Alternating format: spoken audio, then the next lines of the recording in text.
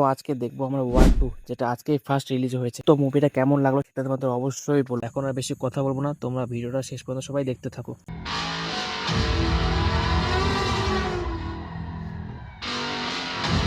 তো পাহাড় থেকে নামতে নামতেই সামনে আমরা একদম হাতি দেখতে পারলাম, যেটা নর্মালি আমাদের এখানে দেখা যায় না।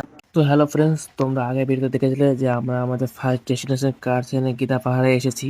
তো যারা ফার্স্ট ভিডিও দেখেনি, ডেসক্রিপশনে লিংক আছে, তোমরা সবাই যেয়ে দেখে নিও। তো এখন যাব আমরা আমার সেকেন্ড ডেস্টিনেশন, একটা ঐতিহাসিক জায়গায়। তোমাদের সঙ্গে একটু পরে দেখা হচ্ছে। তো ফাইনালি আমরা সবাই চলে এসেছি। এই জায়গাটার নাম হলো ডাউহিল। এটা কার্সেনের একটু সাইডেই পড়ে।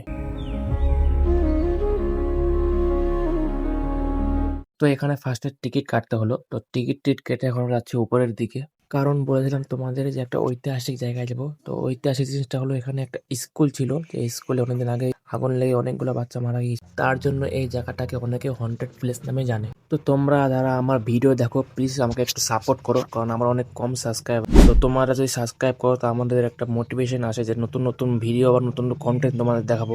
তো যাই হোক, এখন আর বেশি কথা বলবো না। তোমরা শুধু জায়গাটা দেখো কি সুন্দর।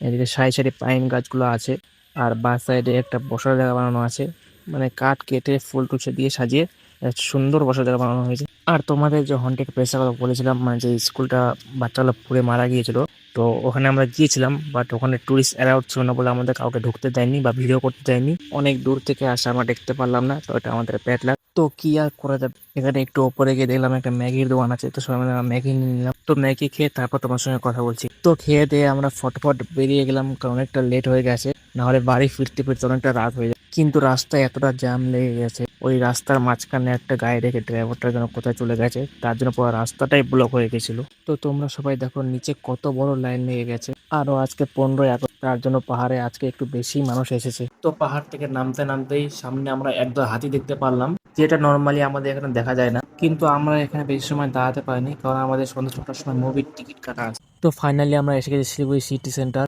অনেকটা লেট হয়ে গেছে, আমাদের টিকিটটা 6টার দিকে ছিল, আমরা এসেছি মোটামুটি 6:45টার দিকে। আর এখন যাচ্ছি উপরে আয়োনক্সে। আর তোমরা যারা আমার ভিডিও দেখো, তোমার যদি আমার ভিডিও ভালো লাগে, তাহলে প্লিজ চ্যানেলটিকে সাবস্ক্রাইব করে দিবে। আর তোমরা কেমন টাইপের ব্লগ বা ভিডিও চাও, তোমরা আমার কমেন্টে অবশ্যই বলবে, আমি চেষ্টা করবো এরকম ভিডিও বানানোর জন্য। আর আজকে 15ই আগস্টের জন্য সিটি সেন্টারে অনেকটা ভিড় আছে। তো ফ্রেন্ড, তোমাদের তো বলাই হয়নি আমরা কি মুভি দেখবো। তো আজকে দেখবো আমরা ওয়ার টু, যেটা আজকেই ফার্স্ট রিলিজ হয়েছে। তো মুভিটা কেমন লাগলো সেটা তোমাদের অবশ্যই বলো। এখন আর বেশি কথা বলবো না, তোমরা ভিডিওটা শেষ পর্যন্ত সবাই দেখতে থাকো। তো এখন চলে এসে আইনক্সের সামনে। তো এখন মুভি দেখে দেন তোমার সঙ্গে পরে কথা হচ্ছে।